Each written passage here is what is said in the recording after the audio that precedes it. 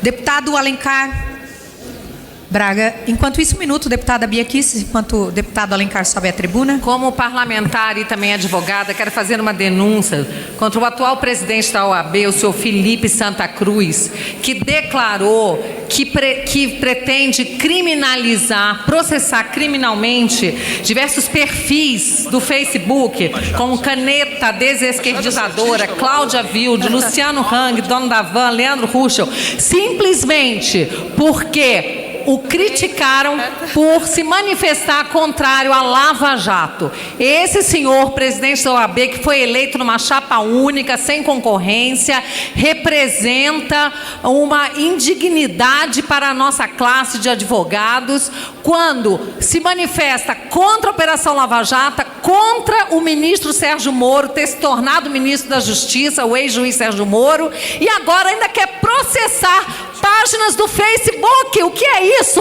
Uma censura vindo do presidente da OAB. Eu protesto, isso é uma indignidade. Não... Deputado Alencar Santana Braga, em seguida deputado Hildo Rocha. Presidente, colegas deputados, primeiramente manifestar nossa posição favorável ao projeto em debate, que trata de um acordo com a Bielorrússia. Enfim, somos favoráveis. Mas dizer que daqui a 2 dias, dia 1º, se completará 2 meses da presidência de Jair Bolsonaro. Ontem saiu uma pesquisa que demonstra que desde Fernando Henrique Cardoso, nos primeiros meses de governo, é a pior avaliação mais baixa. E não é para menos. Estamos falando aqui de relação exterior, mas o nosso ministro atual, ele, em vez de pregar o diálogo com outros países, ele submete a uma vontade norte-americana, que agora está dizendo, inclusive, que o presidente da Coreia do Norte é amigo dele. Ele achava que era um ditador, agora é amiguinho. Disse, dentre outras coisas, pregando, diria que a não relação, que não um diálogo com os países, mas sim um confronto. Um governo que, passado 2 meses, só criou factoides. Se criança veste azul ou veste rosa, meninas e meninos. É o ministro da Saúde querendo voltar com as práticas antigas na área da psiquiatria. É o ministro do Meio Ambiente que diz não ter experiência nenhuma na área. Saiu de São Paulo com um processo nas costas, fraudando mapas, que diz desconhecer a luta de Chico Mendes. É o ministro da Educação, que o seu maior feito foi mandar um comunicado para as escolas para que as crianças cantem o hino e que elas sejam filmadas, além de falar o slogan de campanha. As propostas aqui enviadas também são outras mentiras. Uma que diz que vai trabalhar a questão da segurança, do combate ao crime, todos nós queremos, mas a proposta não trata nada disso. Nada disso. Sequer chamou a sociedade para o diálogo. E a previdenciária é um horror, um completo horror, que retira direito e vai prejudicar não só individualmente cada pessoa, mas a nossa economia, porque vai tirar dinheiro de circulação em todas as cidades, em todos os lugares. Nós vamos perder, a economia só cresce se o dinheiro circular, como foi na época do presidente Lula. E para coroar esses 2 meses, o índice de desemprego aumenta. Disseram lá atrás que se aprovasse a reforma trabalhista, o país ia crescer, ia voltar a ter emprego. Voltou o subemprego e o desemprego está crescendo, como cresceu agora nesse último trimestre. Apresentados os dados hoje. Lamentável essa situação. Senhora presidente. Deputado Hildo Rocha. Pois não, deputado. Um minutinho aqui, um dado bastante importante. A senhora me permite? Pois não, claro. Quero aqui, nesta oportunidade, falar sobre o TRE Rondônia. Quero parabenizar o nosso presidente do TRE lá do nosso estado de Rondônia, doutor Sansão, pelo belo exemplo daquele tribunal que está dando para o Brasil. É um dos tribunais mais bem conceituado do nosso Brasil. E através de Vossa Excelência, Presidente Sansão, parabéns a todos os integrantes do TRE.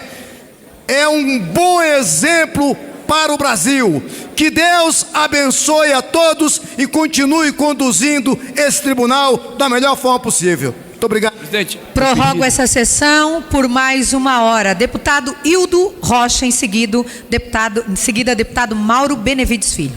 Presidente, só pedir para passar minha fala na Voz do Brasil. Deferido seu pedido. Presidente, o pedido. A presente sessão. minuto. A palavra, só um minutinho, a palavra está com o deputado Hildo Rocha, eu quero assegurar. Senhora deputada Giovana de Sá, senhores deputados, senhoras deputadas, nós estamos nesse momento debatendo, em seguida iremos aprovar esse projeto de decreto legislativo que faz um acordo entre o nosso país e a Bielorrússia. Esse acordo visa fazer intercâmbio educacional. Nós temos vários acordos de intercâmbio educacional entre Brasil e outros países. Acontece que esses acordos que são firmados através do Itamaraty, a Câmara Federal e nem o Senado tem o feedback desses acordos. Então eu vou propor, através da Comissão de Relações Exteriores, de que a gente tenha conhecimento, porque nós aprovamos aqui e depois não sabemos o que evoluiu a partir de todo o esforço que nós fizemos aqui. Quantos brasileiros tiveram a oportunidade de ir lá para a Bielorrússia, aprender o russo, aprender a cultura russa, porque é um país que até outro dia fazia parte da União Soviética. Então, nós temos que avançar nesse sentido, porque nós aprovamos, não temos a resposta do que foi aprovado nesses acordos, principalmente esses acordos internacionais que diz respeito à educação. Mas, senhora presidente, senhores deputados, senhoras deputadas, quero aqui lamentar a morte da jovem Kessia. Hoje morreu de forma bruta por causa do prefeito da cidade Presidente Dutra, o senhor Juran Carvalho, péssimo prefeito, que contrata os piores médicos para a sua cidade. E lá essa jovem grávida, que não poderia ter o filho de forma normal, não havia a mínima condição, e ele submeteu o trabalho de parto dela de forma normal, ela tendo que ser feito cesárea, e ele não procedeu, e ela veio a falecer.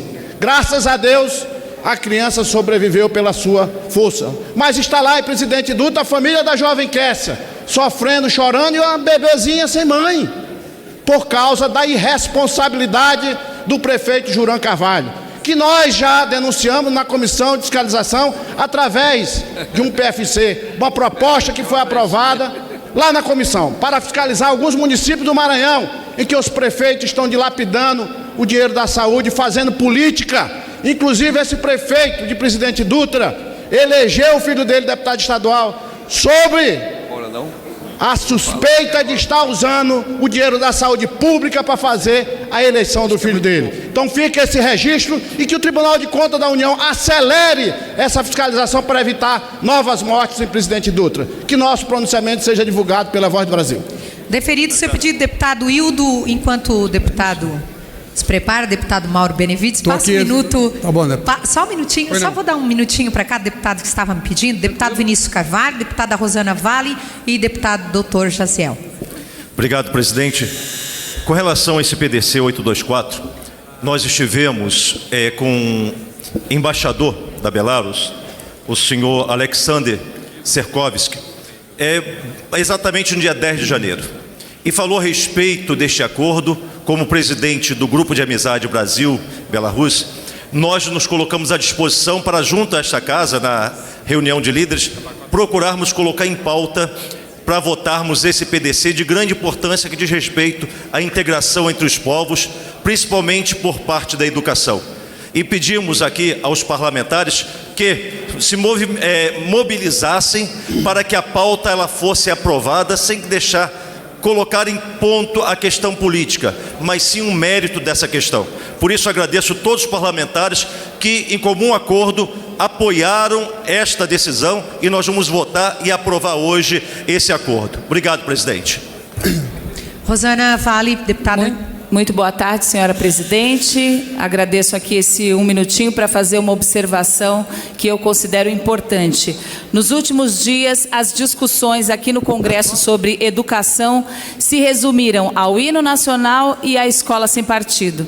E, enquanto isso, infelizmente, o Brasil ainda continua com os piores lugares no ranking mundial da educação. Vamos aos fatos. De cada 100 crianças brasileiras, só a metade sabe ler aos 8 ou 9 anos.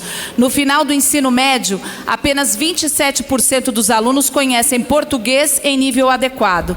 Na matemática, a situação é ainda pior. Apenas 7,3% sabem os fundamentos dessa matéria. Esses dados são do Instituto Todos pela Educação, formado por alguns dos maiores especialistas brasileiros. E o Todos pela Educação propõe ao Ministério da Educação a implantação de 7 princípios para... Deputado Dr. Jaziel. Muito obrigado, presidente. Só para pedir esse discurso que eu pedi e solicitei para que fosse tido como lido, Sim. fosse sim registrado na Voz do Brasil. Deferido seu pedido. Muito obrigado. Formando as deputadas e os deputados, que agora não vou mais ceder a palavra por 1 minuto, porque nós temos 7 oradores que falarão ainda favoráveis à matéria para que a gente possa passar para o próximo PDC. Presidente, só para fazer a minha fala. Deferido. Sai na Voz do Brasil. Deferido. Deputado Mauro Benevides Filho, em seguida, deputado Gervásio Maia. Senhora Presidenta Giovânia de Sá, colegas, companheiros e companheiras parlamentares, este acordo, que é um acordo de cooperação educacional, isso porque, mesmo com alguns resultados, e no nível fundamental, no ensino médio e no ensino superior aqui no Brasil, mas o Brasil e o meu estado, o Ceará, vem num processo de avanço extraordinário nessa questão específica. No último IDEB, e é importante que esse convênio, portanto, seja aprovado, no último IDEB, das 100 melhores escolas de ensino fundamental aqui no nosso país, o Ceará pode produzir 82 escolas dessas 100 tidas como de melhores desempenho pelo IDEB realizado pelo Ministério da Educação. Esse é um caso que começou ainda em Sobral, ainda na gestão do prefeito Cid Gomes, depois governador durante 8 anos, implantando de maneira em todos os municípios do estado do Ceará, e agora, na gestão do governador Camilo, esse modelo se expande de maneira ainda mais aprofundada. O resultado é tão forte que o ano passado começa a chegar no ensino médio aquele aluno do ensino fundamental de 9 anos atrás, o que significou que nesse primeiro resultado do ano passado, que foi divulgado esse ano, o meu estado já salta de 12º lugar no ensino médio. Em 2018 já salta para o 4º, ou seja, todo o programa do ensino fundamental que nós fizemos e que projetou o Ceará nacionalmente, e aliás, senhora presidenta, no cálculo do IDEB, é importante que esta casa tome conhecimento. Os nossos melhores resultados estão nas escolas, nas 121 escolas de ensino profissionalizante em 2 turnos. Essas escolas profissionalizantes, elas não estão nem sendo avaliadas pelo Ministério da Educação em virtude do extraordinário desempenho que os alunos estão tendo e, portanto, refletiria um resultado ainda mais reconhecido nacionalmente pela pujança não só no ler, no escrever, no interpretar, na criatividade, enfim, e no próprio conhecimento. A escola profissionalizante também tem sido uma referência. Portanto, senhora presidente, é importante que o Brasil leve esses exemplos para outros países e peço, portanto, à presidenta que possa também inserir esse pronunciamento. Deputado, eu gostaria de cumprir o tempo regimental, mas eu peço que você conclua.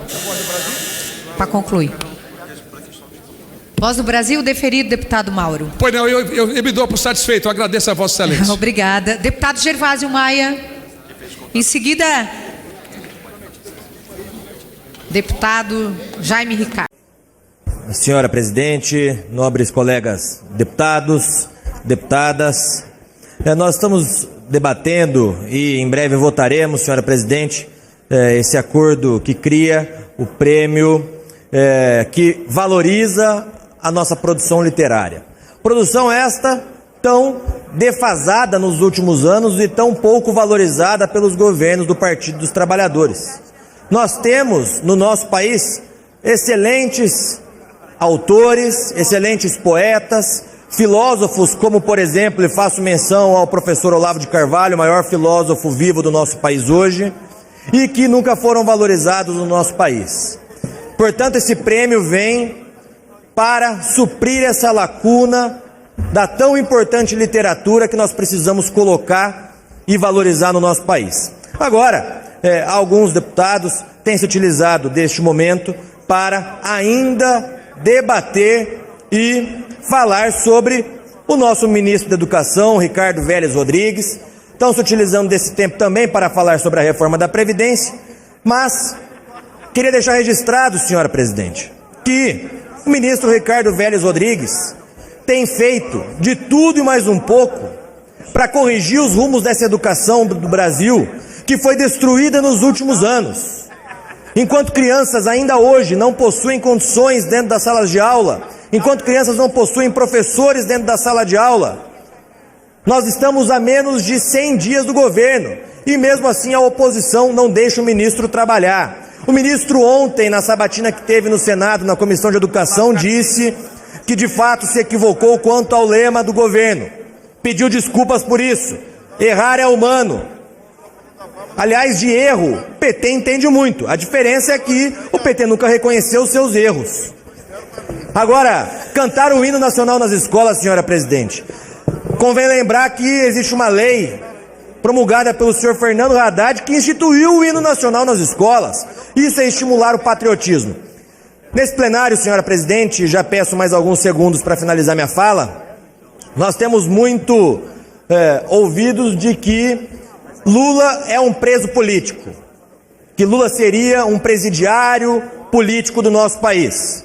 E já que estamos discutindo a criação de um prêmio literário, Monteiro Lobato, eu quero aqui fazer um paralelo com outro autor, talvez o maior autor literário do nosso país, Machado de Assis, em que em sua obra Memórias Póstumas de Brás Cubas, ele diz a seguinte frase: não sou propriamente um autor defunto, mas um defunto autor. E faço aqui um paralelo, pois é a mesma situação com Lula. Lula não é um preso político, ele é um... Para concluir, finalizar, senhora deputado. presidente. Lula não é um preso político, Lula é um político preso. O político do Brasil que mais roubou, que mais desviou dinheiro, que mais fez falcatrua. Então, sugiro à bancada do Partido dos Trabalhadores que leia um pouco mais sobre a cultura literária do nosso país, aprenda a diferença entre você colocar o adjetivo antes ou depois do sujeito, que daí vão entender que Lula não é um preso político, mas sim um político preso. Obrigado, senhora presidente.